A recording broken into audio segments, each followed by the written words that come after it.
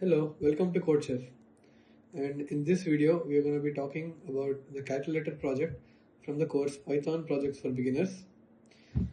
We will be going over the first subtask in this video. So let's see how it works.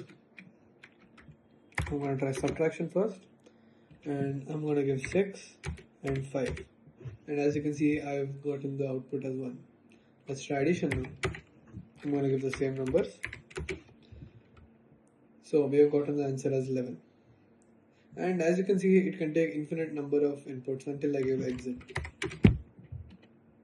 Now on to the first subtask. What our goal for this subtask will be to display an initial message saying what kind of function should the calculator perform. This should be our output over here. So first we're going to define a calculator display function which will display the following text. So the reason why we've used 3 quotes over here is to say that this variable display will hold a multi-line string.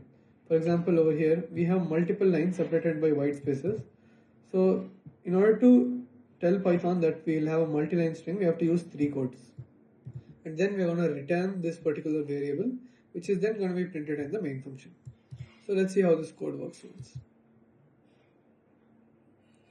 So we can see that it is displaying the text we have given. So right now we can't choose anything, but then this is just the display. Let's look at the next subtask.